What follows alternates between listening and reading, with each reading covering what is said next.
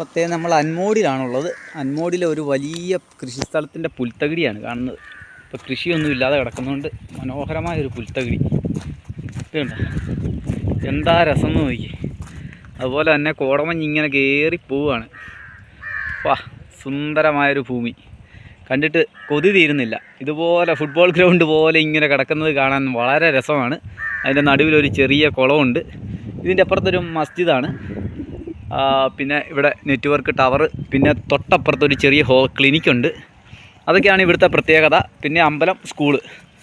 ഈ കാടിന് നടുവിലുള്ള ചെറിയ ചെറിയ ഗ്രാമങ്ങളാണ്. വളരെ മനോഹരമാണ്. ടൗണുകളുമായിട്ട് ബന്ധപ്പെടാനുള്ള ഏക ഹൈവേ ഈ 748 മാത്രമാണ്. അപ്പോൾ മനോഹരമായി ഈ പുൽമേടിൻ്റെ കാഴ്ചയും ഈ കാനന ഭംഗിയുമൊക്കെ ആസ്വദിച്ച് ഞാനിങ്ങനെ പതിയെ പൊയ്ക്കൊണ്ടിരിക്കുകയാണ്. വളരെ മനോഹരമാണ് കേട്ടോ. ഒരു എന്താ പറയുക, നല്ല പുല്ലൊക്കെ നല്ല സൈസായിട്ട് നിൽക്കുന്നതാണ്. എന്താ എന്നെ അടിപൊളിയാണെന്ന് നോക്കി. കോടമഞ്ഞ് കയറിപ്പോകുന്ന കാനനം, കാടിൻ്റെ മുകളിലൂടെ കോടമഞ്ഞ് ഇങ്ങനെ പൊയ്ക്കൊണ്ടിരിക്കുകയാണ്. ഇനി അങ്ങോട്ട് കുറച്ച് ദൂരമുണ്ട് കേട്ടോ. ഒരു 10 കിലോമീറ്ററൂടെ പോയാലേ ഗോവയുടെ ബോർഡർ എത്തത്തുള്ളൂ. അപ്പോൾ ശരി, അൻമോഡിൽ നിന്നും നമ്മൾ പതിയെ നീങ്ങുകയാണ്. അപ്പം നമ്മുടെ യാത്ര തുടരുകയാണ്. ഇവിടുത്തെ 2 പിള്ളേരാണ് കേട്ടോ. അവർ നമ്മളോട് കാര്യങ്ങളൊക്കെ അന്വേഷിച്ചു. അപ്പോൾ നമ്മളിങ്ങനെ 748 കൂടെ പതിയെ പൊയ്ക്കൊണ്ടിരിക്കുന്നു.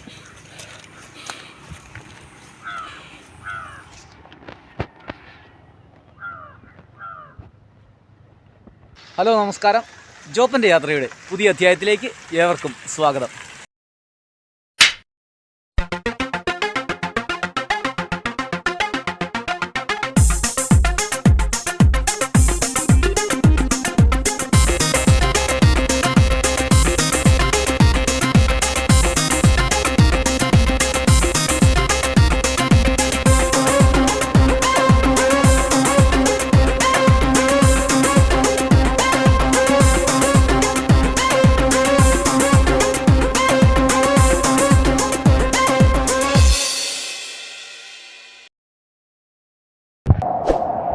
അപ്പോൾ കർണാടകയിലെ വലിയൊരു വെള്ളച്ചാട്ടം ആദ്യമായിട്ട് കാണുന്നതാണ്. വളരെ മനോഹരമായൊരു വെള്ളച്ചാട്ടം ഇവിടുന്ന് കാണാൻ പറ്റും. സൂം ചെയ്ത് കാണിക്കാം. ഇതെന്താ അടിപൊളിയല്ലേ. ഇറങ്ങിപ്പോകാൻ പറ്റിയല്ല. കാട്ടുമൃഗങ്ങളുള്ള സ്ഥലത്താണ് ഞാൻ നിൽക്കുന്നത്. അതുപോലെ തന്നെ ഇവിടെയുണ്ട്. ഈ പുഴ അങ്ങ് ഒഴുകുന്നതിൻ്റെ സൗണ്ട് അങ്ങ് അകലെ തൊട്ട് എനിക്ക് കേൾക്കാൻ പറ്റുന്നുണ്ട്. പക്ഷേ നമുക്ക് ഇങ്ങനെ കാണാനുള്ളൊരു സാഹചര്യം ഇല്ലായിരുന്നു. ഇപ്പോഴാണത് കിട്ടിയത്. സൂപ്പർ. അപ്പോൾ നമുക്ക് യാത്ര തുടരാം. സത്യം പറഞ്ഞാൽ മുമ്പ് കുറച്ച് നമ്മുടെ ഇത്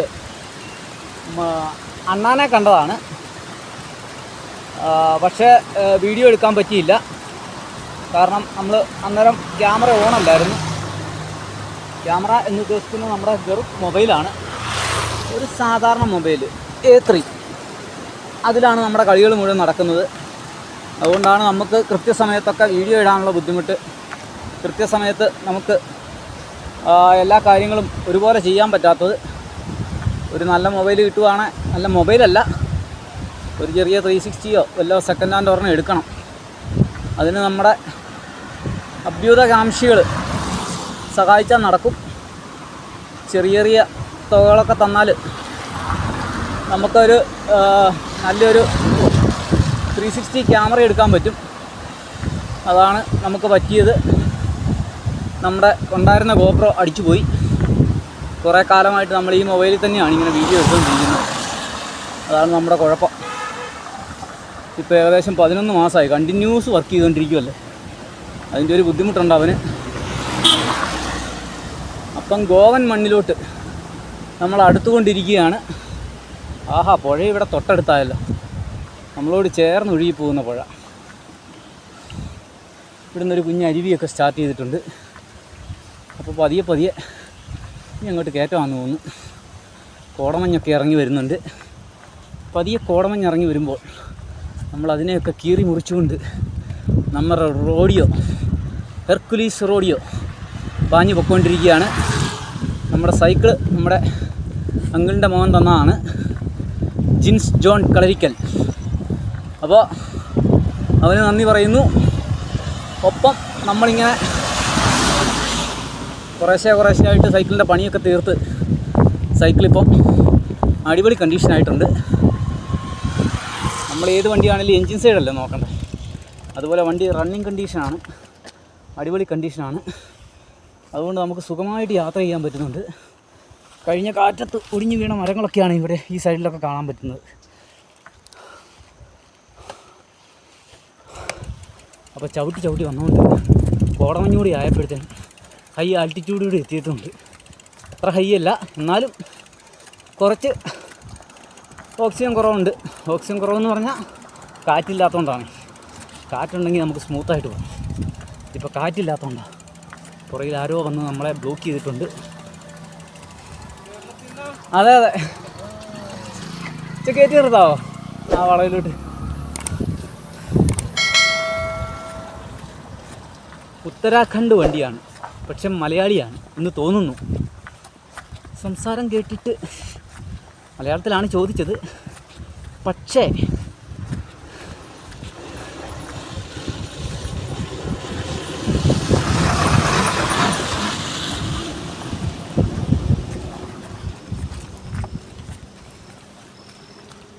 ഉത്തരാഖണ്ഡ്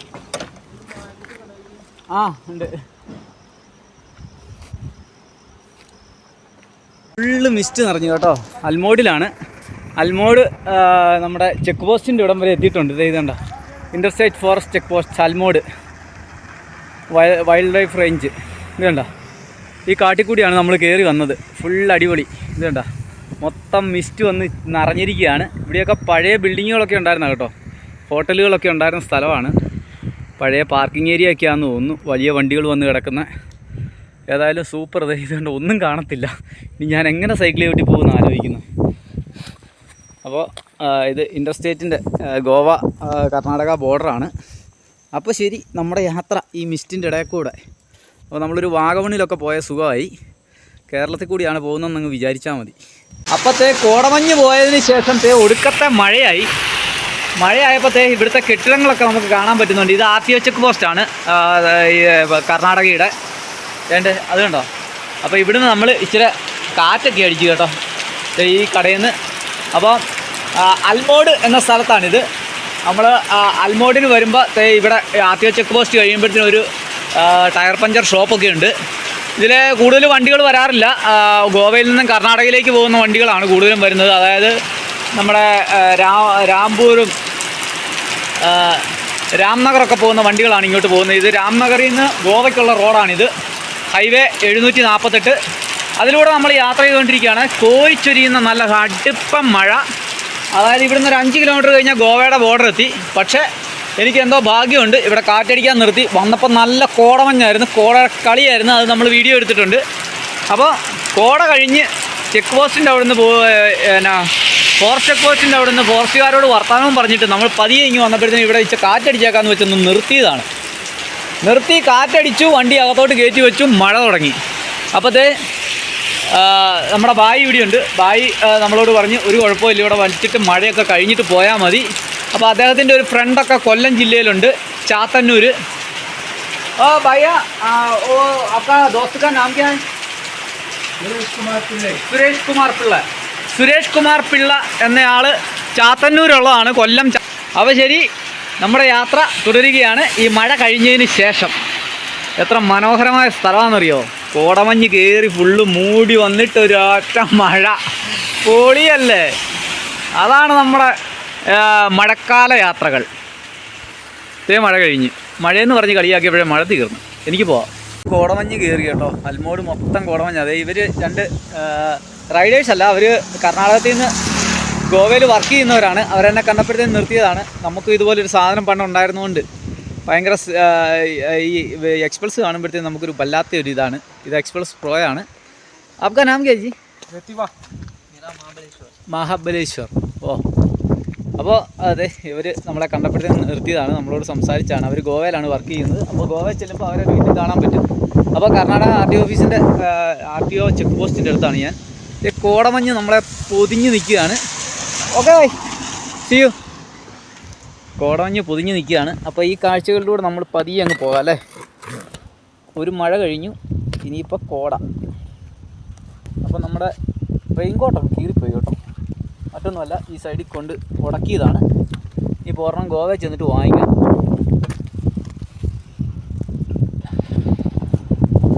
അപ്പം കാടിൻ്റെ ഉള്ളിലൂടെ ഒരു യാത്ര വീണ്ടും സ്റ്റാർട്ട് ചെയ്തിരിക്കുകയാണ്. അൻമോട് കഴിഞ്ഞു. Okay bye, see you. Anmod കഴിഞ്ഞു. ഇനിയിപ്പം അടുത്ത ഏരിയയിലോട്ട് നമ്മൾ പൊയ്ക്കൊണ്ടിരിക്കുകയാണ്. Full കോടയിലൂടെ, full കോടമഞ്ഞാണ്. അടിപൊളിയാണ് കാണാൻ. വഴിയൊന്നും കാണത്തില്ല കേട്ടോ, പതിയെ അങ്ങ് പോവാണ്. ആന വന്നാലും പുലി വന്നാലും കടുവ വന്നാലും നമ്മൾ ഒന്നും ചെയ്യണ്ട, അവർ സ്വന്തമായിട്ടെല്ലാം ചെയ്തിട്ട് പൊക്കോളും. ഇനി അങ്ങോട്ട് കുത്തനെ ഇറക്കാമെന്നാണ് പറഞ്ഞത്. വളരെ സൂക്ഷിച്ച് പോയില്ലെങ്കിൽ അടുത്ത പറമ്പിൽ കിടക്കുമെന്നാണ് പ്രത്യേകം പറഞ്ഞത്. അപ്പം നമുക്ക് പതിയെ അങ്ങ് പോകാം. വണ്ടിക്കാരൊന്നും ഒരു മയവും കാണിയല്ല, അവരിറക്കം വിട്ടു വരുവേ ഉള്ളൂ. അപ്പോൾ നമുക്ക് പണി കിട്ടിയാലോ, അതുകൊണ്ട് നമുക്ക് പതിയെ അങ്ങ് പോകാം. ഫുൾ കോട, അടിപൊളി കോടയിലൂടെ നമ്മളിങ്ങനെ പോവുകയാണ്. വലത്തുവശം ഇടത്തുവശം മല കുന്നിൻ്റെ മുകൾ ഭാഗമാണ്, വലത്തുവശം താഴ്വാരമാണ്. പക്ഷെ ഒന്നും കാണത്തില്ല. പുലി വന്നാലോ കടുവ വന്നാലോ. ഇവിടെ പിന്നെ ആനയുടെ ശല്യമില്ല, മറ്റേ 2 പേരേ ഉള്ളൂ കൂടുതലും. ചീറ്റപ്പുലിയും കാണും, പിന്നെ മറ്റേ ബ്ലാക്ക് ഉണ്ടല്ലോ, അവനുണ്ട് സാധനം. പിന്നെ നമ്മുടെ കടുവ, പുലി മുരുക ആ സാധനം ഫുള്ളി. അപ്പോൾ ശരിക്കും ഇപ്പം വാഗമണ്ണിൻ്റെ സൈഡിൽ കൂടെ പോകുന്ന ഒരു സുഖം. വലതുവശത്ത് ഇത് റബ്ബർ തോട്ടമാണെന്ന് വിചാരിച്ചാൽ മതി. ഈ നിൽക്കുന്ന മരങ്ങൾ.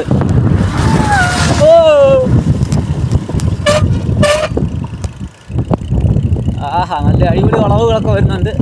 അയ്യോ, ഇത് വാഗമണ്ണിലെത്തിയ പോലെയുള്ള സുഖം. ഫുള്ള് കോടയിലൂടെ നമ്മളിങ്ങനെ പോവുകയാണ്. നമ്മൾ തീക്കോയിലോട്ട് വരുന്ന പോലെയുണ്ട്. അടിപൊളി.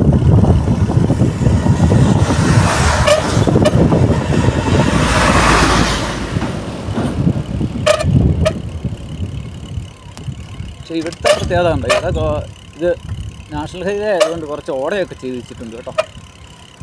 അതുകൊണ്ട് റോഡിൽ വെള്ളമില്ല, റോഡ് ഇടിഞ്ഞും പോയില്ല.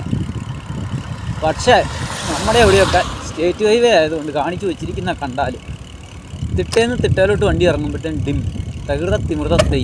അതാണ് നമ്മുടെ അവസ്ഥ. ഇതുപോലെ കോൺക്രീറ്റ് ഇട്ടാൽ എന്നാ സുഖമായിരിക്കും അല്ലേ? ഫുള്ള് കോൺക്രീറ്റ് ഇടുക. 15-20 സെൻറ്റിമീറ്ററിന് കോൺക്രീറ്റ് ഇട്ട് വിട്ടാൽ നല്ല സുഖമായിട്ട് യാത്ര ചെയ്യുക. റോഡ് പൊട്ടിപ്പൊളിയൊന്നും മേടിക്കേണ്ട, സൈഡും നല്ല ഫിനിഷാക്കി ഇട്ടാൽ മതി. നമ്മുടെ റോഡുകളെല്ലാം പോകുന്നതിന് കാരണം അതാണ്. സൈഡ് ചെയ്യുകയല്ല, സൈഡ് കോൺക്രീറ്റ് ചെയ്ത് ടൈറ്റ് ചെയ്ത് ആ ടാറ് തള്ളിപ്പോകാതെയുള്ള പരിപാടി ചെയ്യുക. ചെയ്ത് വെക്കുമ്പോഴത്തേക്കും ടാറ് മാത്രം അങ്ങ് കുന്തിച്ച് നിർത്തും, എന്നിട്ട് സൈഡ് മുഴുവൻ പൊട്ടിക്കൊണ്ടേയില്ല.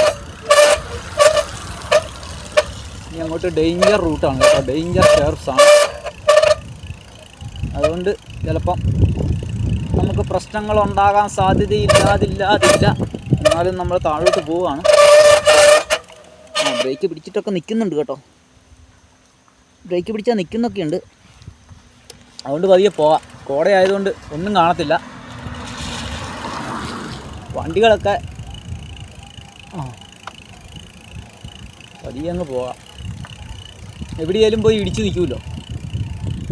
ബ്രേക്ക് കുറവെന്ന് പറഞ്ഞു കഴിഞ്ഞാൽ വൺ സൈഡ് ഇത് സ്പ്രിങ് ഇച്ചിരി ലൂസുണ്ട്, അതിൻ്റെ ഒരു പ്രശ്നമുണ്ട് കേട്ടോ. അപ്പോൾ അതുകൊണ്ട് കയറി പിടിക്കുകയില്ല, കട്ട കയറി പിടിക്കുകയില്ല. പിന്നെ ആ ഫൈബർ കട്ട ഇട്ടാലേ ഉള്ളൂ രക്ഷപ്പെടത്തുള്ളൂ. റബ്ബർ കട്ട ഇട്ട് നമ്മൾ ശരിക്കും അനുഭവിച്ചതാണ്. അപ്പോൾ ഫൈബർ കട്ട നമ്മൾ എക്സ്ട്രാ വാങ്ങിച്ച് വെച്ചിട്ടുണ്ട്, 5-6 വാങ്ങിച്ച് വെച്ചിട്ടുണ്ട് പെട്ടെന്ന് പണി തീർക്കാൻ വേണ്ടി. ഇനിയിപ്പോൾ കുറച്ച് ടൂൾസൊക്കെ ഫ്രണ്ടിലോട്ടാക്കണം, നമുക്ക് പെട്ടെന്ന് എടുക്കാവുന്ന മട്ടിൽ. അപ്പോൾ നമ്മൾ പതിയെ കാടിൻ്റെ ഉള്ളിലൂടെ കാനന ഭംഗി ആസ്വദിച്ച് ഇങ്ങനെ പോവുകയാണ്. കോടമഞ്ഞിൽ കുളിച്ച ഘാട്ടിലൂടെ നമ്മൾ പൊയ്ക്കൊണ്ടിരിക്കുകയാണ്. ചൊർല ഘാട്ട്, ഈ ഘാട്ടിൻ്റെ പേരാണ് ചൊർല ഘാട്ട്.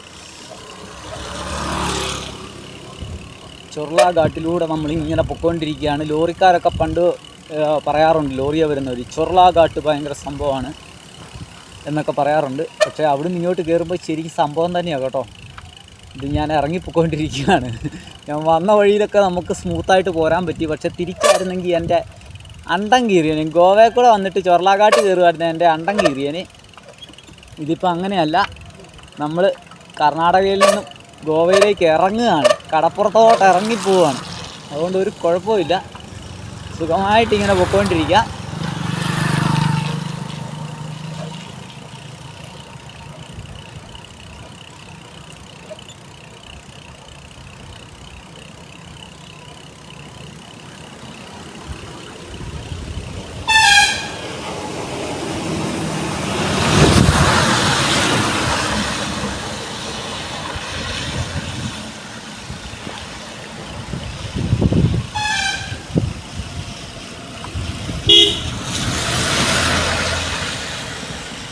ദയാസാഗർ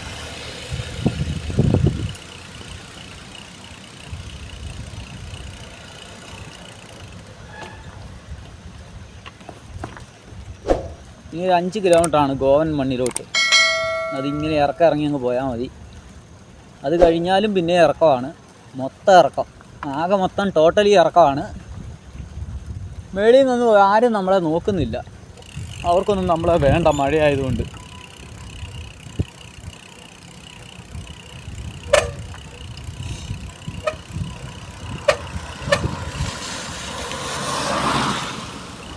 നെറ്റ്വർക്കൊന്നും ഇല്ലാത്ത സ്ഥലമാണ് കേട്ടോ. അവിടെ ഇവിടെയൊക്കെ ടവറുണ്ട്, ടവറിൻ്റെ അടുത്ത് വന്നാൽ മാത്രം നെറ്റ്വർക്ക് കിട്ടും, അതല്ല നെറ്റ്വർക്ക് ഇല്ല. അപ്പോൾ ചൊർല കാട്ടിറങ്ങി നമ്മൾ പതിയെ പൊയ്ക്കൊണ്ടിരിക്കുകയാണ്. ഹായ്, ഒരുപാട് പേര് നമ്മളെ കൈവക്കി കാണിച്ച് നമ്മളെ അവരുടെ സന്തോഷം നമ്മുടെ സന്തോഷം അത് പങ്കുവെച്ച് പോവുകയാണ്. ആഹാ, അരുവിയിലൂടെയൊക്കെ വെള്ളം ഒഴുകി വരുന്നു. അതിൻ്റെ അകത്തൊന്നും മുഖം കഴുകിയിരുന്ന നല്ലതായിരുന്നു, പക്ഷേ താഴെ കാണുന്ന ഭാഗം മോശമാണ്. കയറി ചെല്ലുമ്പോൾ അട്ട കാണുമെന്ന്, ഈ കൊളയട്ടയല്ല, മറ്റേ ഇത് നമ്മുടെ നാട്ടിൽ കാണുന്ന ആ അട്ടയില്ല, ആ സാധനം കാണും. ഉറക്കം വരുന്നു, ഇത് കാട്ടിലെങ്ങാനും കിടന്ന് ഉറങ്ങിയാലോ.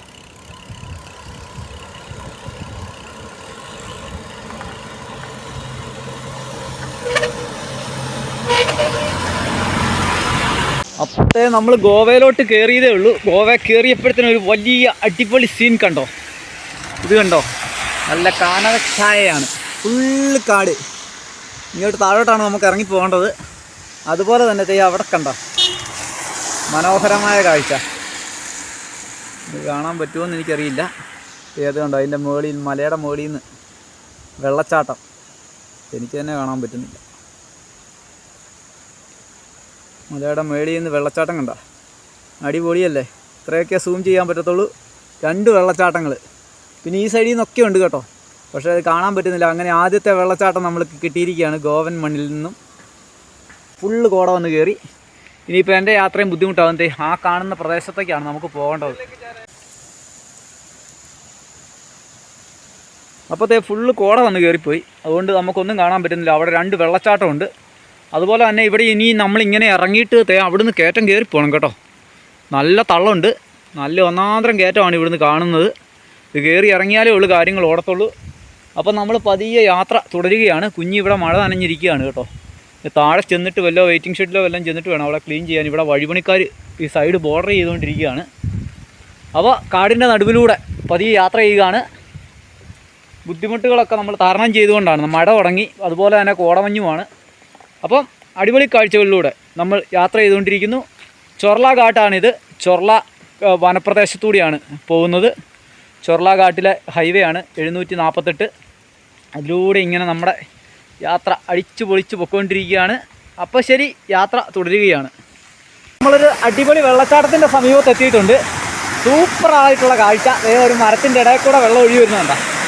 അങ്ങ് മുകളിൽ നിന്നാണ് കേട്ടോ. നല്ല അടിപൊളി ഒരു വെള്ളച്ചാട്ടം, ചെറുതാണെങ്കിലും വളരെ മനോഹരമായ ഒരു വെള്ളച്ചാട്ടം. അപ്പോൾ ഇത് കണ്ടപ്പോഴത്തേനും നമ്മൾ സൈക്കിൾ ഇവിടെ നിർത്തിയതാണ്. ചോരിച്ചൊരിയുന്ന മഴയാണ്. അവിടെയാണ് കുഞ്ഞിനെയായിട്ട് ഞാൻ നിൽക്കുന്നത്. നല്ല മഴയാണ്. ഞാനും നനഞ്ഞ് കുളിച്ചിരിക്കുകയാണ്. ഇപ്പോൾ മറച്ചു കെട്ടാൻ പറ്റിയില്ല, കാറ്റടിച്ച് കഴിഞ്ഞാൽ നമ്മൾ പെട്ടുപോകും. അങ്ങ് മേളിൽ നിന്നാണ് കേട്ടോ ഈ വെള്ളച്ചാട്ടം വരുന്നത്. ഇത് നിങ്ങൾക്ക് കാണാൻ പറ്റും. അങ്ങ് മുകളിൽ നിന്നാണ് വരുന്നത്. താന്ന് ഇത് കണ്ടോ, പല കല്ലിൻ്റെ ഇടയിൽ കൂടെ എല്ലാം ഒഴുകി ഇവിടെ എത്തി. അടിപൊളിയല്ലേ? അപ്പോൾ ശരി, നമ്മുടെ യാത്ര തുടരുകയാണ്.